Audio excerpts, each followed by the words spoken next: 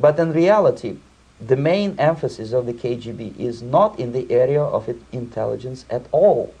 According to my opinion and opinion of many defectors of my caliber, only about 15% of time, money, and manpower is spent on espionage as such. The other 85% is a slow process which we call either ideological subversion or active measures, активные мероприятия in the language of the KGB, or psychological warfare.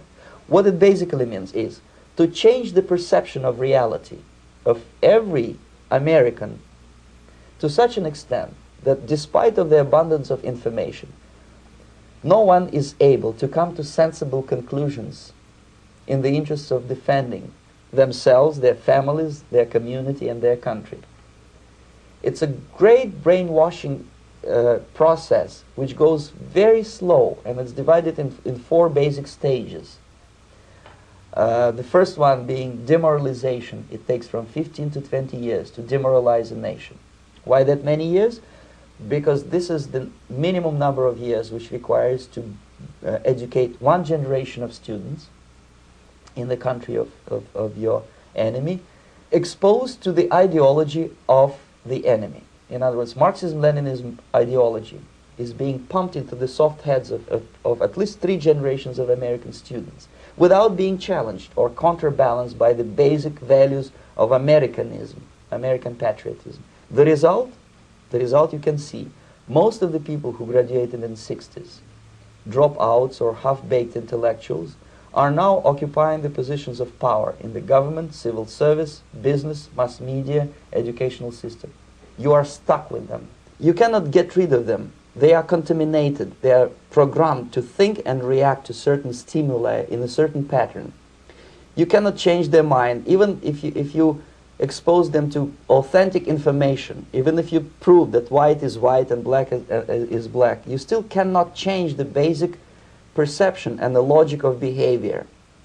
In other words, these people, the process of demoralization is complete and irreversible. To get rid society of these people, you need another 20 or 15 years to educate a new generation of patriotically minded and common sense people who would be acting in favor and in the interests of the United States society. And yet these people who've been programmed and, as you say, in place and Yes. who are favorable to an opening with the Soviet concept, these are the very people who would be marked for extermination in this country? Most of them, yes. Simply because the psychological shock when they will see in future what the beautiful society of equality and social justice means in practice, obviously they will revolt. They will be very unhappy, frustrated people, and the Marxist-Leninist regime does not tolerate these people. They will join the links of dissenters, dissidents. Unlike in present United States, there will be no place for dissent in future Marxist-Leninist America. Here you can get popular like Daniel Ellsberg and filthy rich like Jane Fonda for being dissident, for criticizing your Pentagon. In future, these people will be simply squashed like cockroaches. Nobody is going to pay them nothing for their beautiful, noble ideas of equality. This they don't understand, and it will be a greatest shock for them, of course. The demoralization process in the United States is basically completed already. For the last 25 years, actually it's overfulfilled, because demoralization now reaches such areas where previously not even Comrade Andropov and all his experts would even dream of such a tremendous success. Most of it is done by Americans to Americans, thanks to lack of moral standards. As I mentioned before, exposure to true information does not matter anymore. A person who was demoralized is unable to assess true information. The facts tell nothing to him.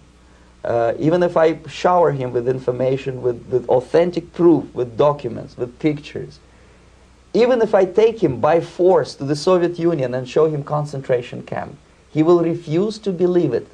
until he is going to receive a kick in his fat bottom. When a military boot crashes his, then he will understand, but not before that. That's the tragic of the situation of demoralization.